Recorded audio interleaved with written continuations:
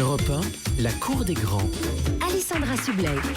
La cour des grands sur Europe 1, 16h, 18h. Quel plaisir de vous retrouver. Dans un instant, nous jouerons avec vous au rattrapage. Vous repartirez peut-être avec un week-end à 2 à l'hôtel 4 étoiles au Mat du Ston dans le golfe de Saint-Cyprien entre Méditerranée et Pyrénées. Mais pour l'heure, c'est le sale gosse du jour. Le sale gosse.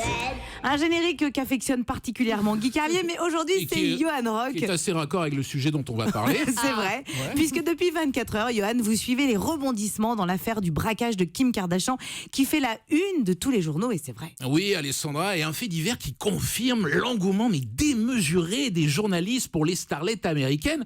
Alors que, voyez, Jean-Louis Debré, quand il s'est fait tirer son portefeuille, contenant, rappelons-le, sa carte d'abonnement piscine, un coupon réduit chez le coiffeur de Sarkozy, un jeton pour le caddie à Auchan, bah là, plus personne. Alors, du coup, pour mieux cerner les enjeux de cette affaire complexe, hier, j'ai bossé dur en m'envoyant 8 épisodes de la télé-réalité L'incroyable famille Kardashian.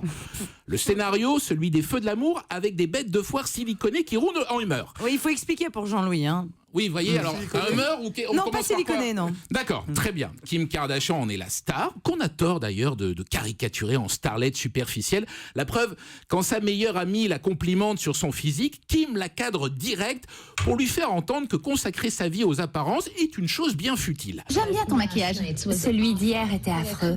J'ai même pas pu me prendre en photo pour Snapchat. Vous voyez, dans la famille Kardashian, il y a aussi la mère, 65 ans, femme sereine, généreuse, dont la bienveillance ferait passer Mère Teresa pour une affreuse mégère. C'est génial.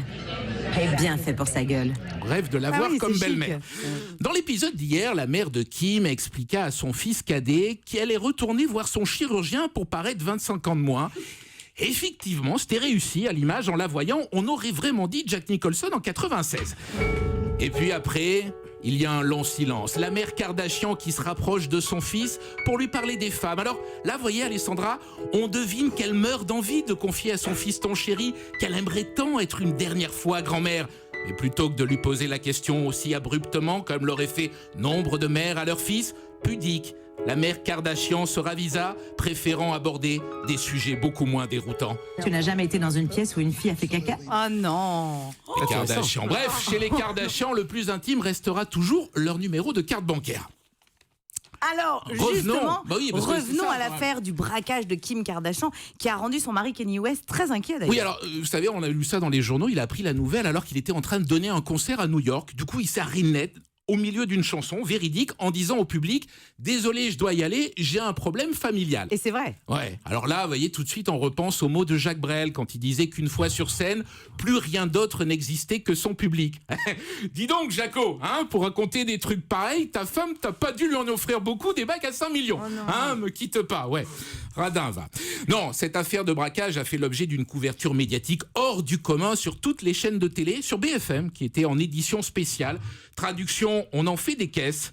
Le présentateur a ouvert sobrement son JT par « Affaire Kardashian, un coup de tonnerre sur Paris ». Vous savez, ça ressemblait un petit peu au scénario d'un film catastrophe avec Kim Kardashian dans le rôle de Godzilla. Enfin, dans l'hypothèse, bien sûr, où Kim parviendrait à rentrer dans le costume du monstre sans faire péter les coutures de derrière. Ah non, vous n'allez pas vous faire une copine, vous. Hein.